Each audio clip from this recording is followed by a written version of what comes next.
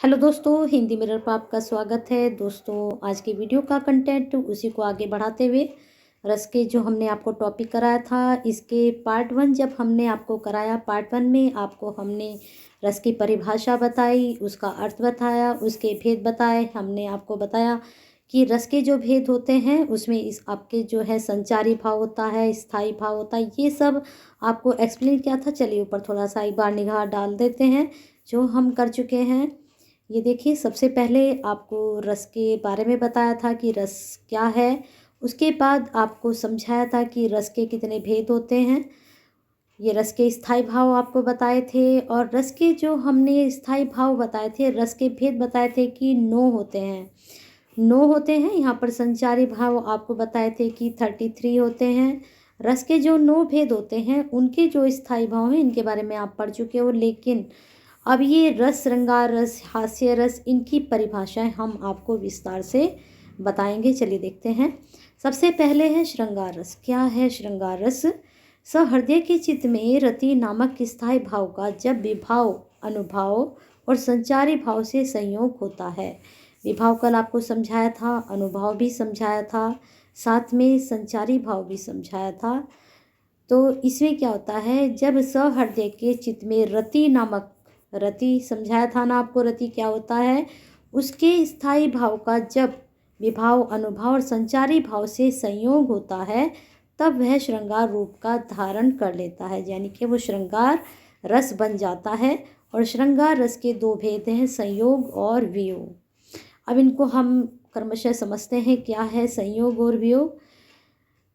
संयोग एवं विपर्लंब भी कहते हैं संयोग को। और श्रृंगार रस के उदाहरण देखते हैं, समझते हैं क्या है संयोग श्रृंगार। नायक और नायिका का जो मिलन होता है, उस वर्णन को हम संयोग श्रृंगार के नाम से जानते हैं। समयोग, इन दोनों से मिलकर आप इसको समझ सकते हैं। तो संयोग यानी कि मिलन, उसको ही हमने श्रृंगार राम का दिया है। उसके बाद देखते हैं क्या है आगे।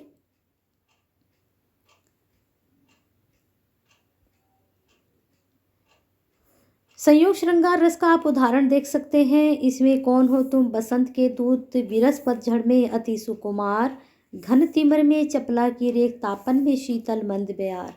तो यहाँ पर कौन हो तुम मिलन दिखाया गया है बसंत के दूत का। ठीक है, अब इन पंक्तियों को अच्छे से समझ लीजिए और आपको ये चीज़ समझ में आ जाएगी कि यहाँ पर जो है संयोग रस का या श्रृंगार रस का आपका वर्णन हो रहा है।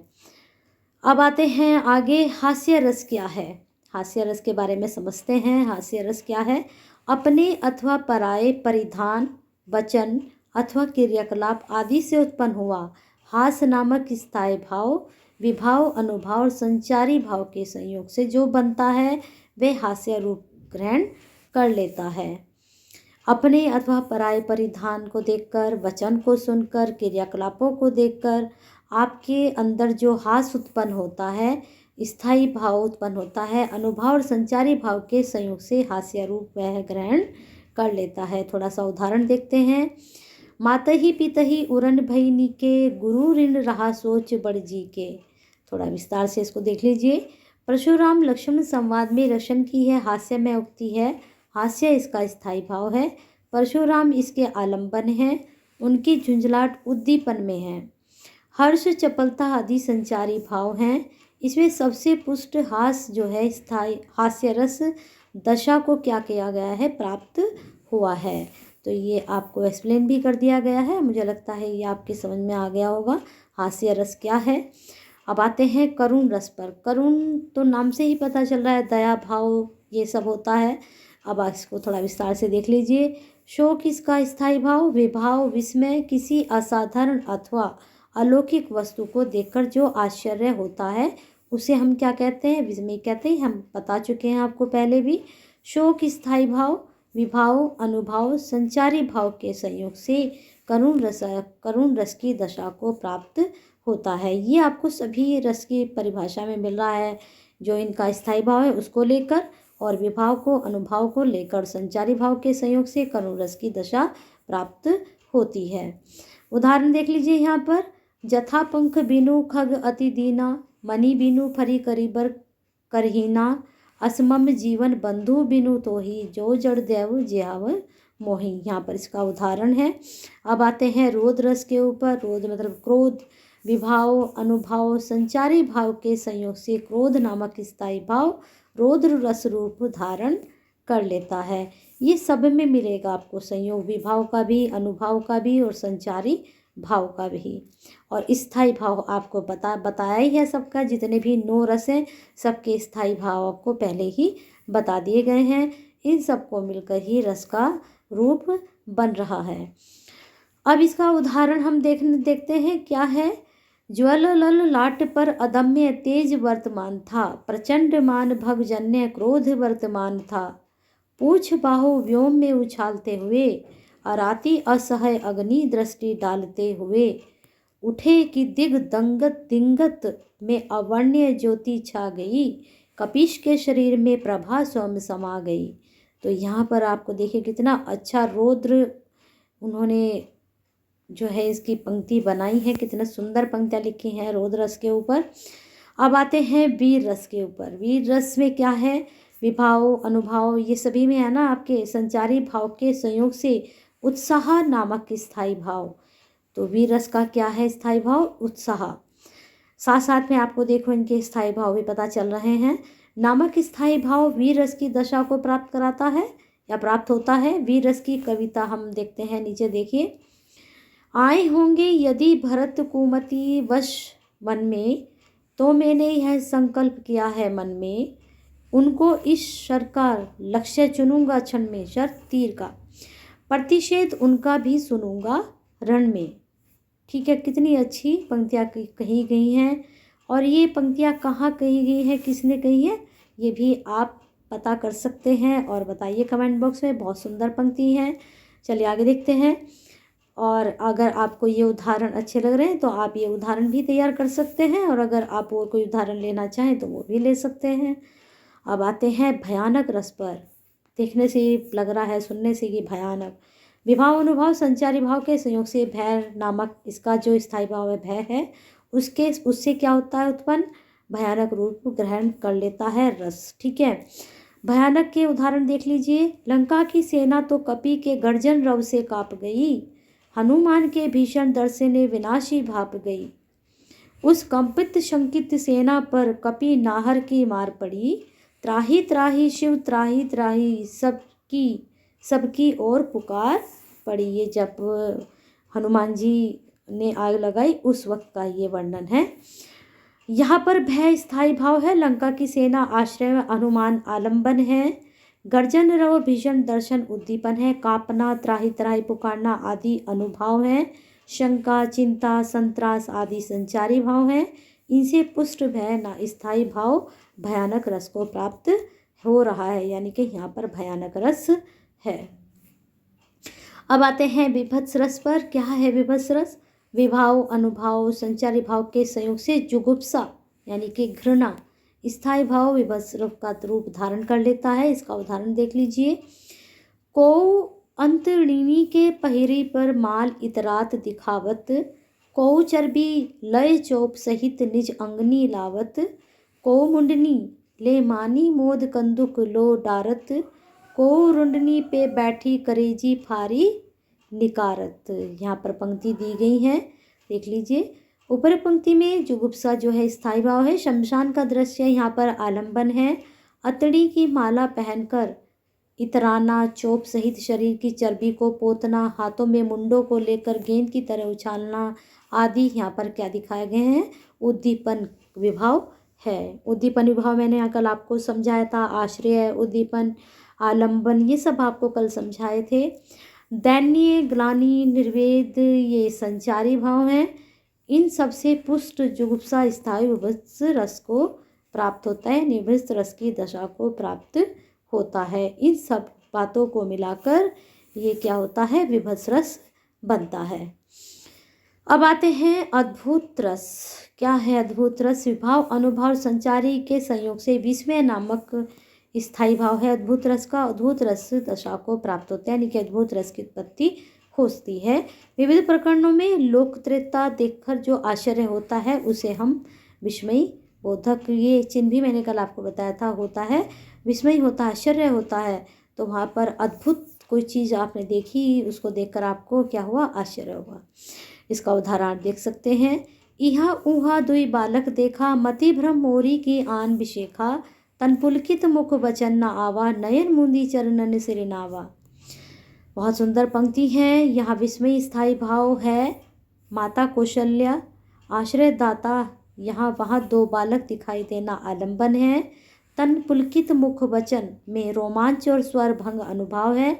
जड़ता वितर्क आदि संचारी हैं, यहाँ अद्भुत रस है। शांत रस बहुत अच्छा रस है ये। विभाव अनुभव और संचारी भाव के संयोग से निर्वेद नामक इसका स्थायी भाव क्या है, निर्वेद है। शांत रस का रूप ग्रहण कर लेते हैं, यानी कि शांत रस बन जाता है। यहाँ पर इसकी पंक्तियाँ हैं। अबलो नसानी अबलो अबना नसे हो, तुलसीदास जी की पंक्ति हैं ये। राम कृपा भव निशा सिरानी, जागे फिर ना डसे हो, पायो नाम चारू चिंता मनी, और करे ते ना खसे हो। श्याम रूप सूची रुचिर कसोटी, चित्त कंचन ही कसे हो, पर बस जानी हंसियो, इन इंद्रिन निज बस न हसे हो। मन मधुकर पन करी तुलसी, रघुपति पद कमल बसे हो। बहुत अच्छी पंक्ति हैं, तुलसीदास जी के द्वारा रचित ये पंक्तियां हैं। और इनसे कौन सा रस आपको पता चल रहा है, यहाँ पर जो है शांत रस। यह निर्वेद का स्थायी भाव है। और सांसारिक असारता और इंद्रियों द्वारा उपहास यहाँ पर उद्दीपन है। स्वतंत्र होने तथा राम के चरणों में रति होने का कथन यहाँ अनुभव है।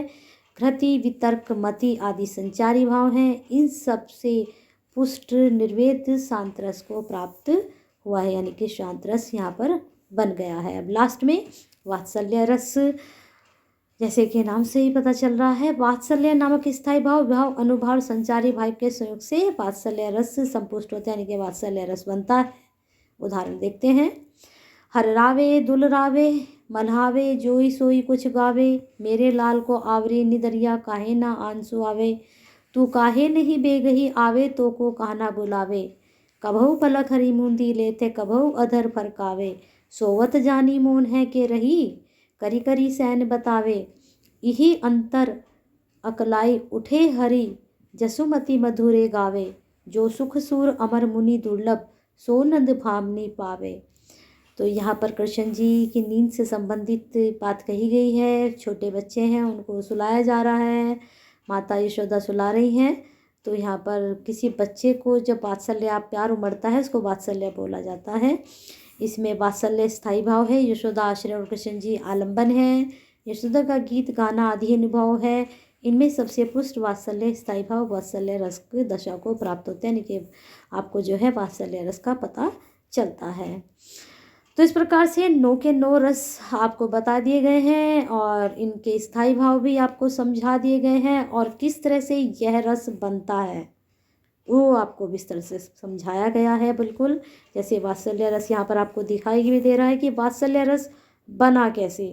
तो वात्सल्य नामक स्थायी भाव से बना और विभाव अनुभाव के संचारी भाव के संयोग से वात्सल्य रस बना है।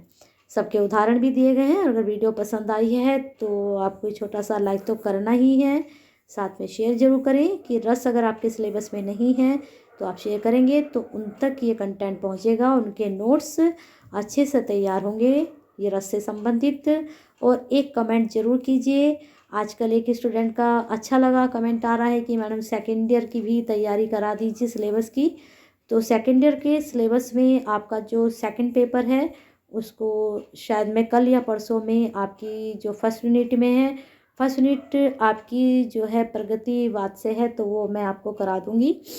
फिर आपकी जो सेकंड यूनिट है, सेकंड यूनिट में आपके जो है वहाँ पर जितना भी सिलेबस है सेकंड यूनिट का वो भी मैं लेकर आऊँगी। तो आपको बने रहना है, थोड़ा पेशेंस रखना है।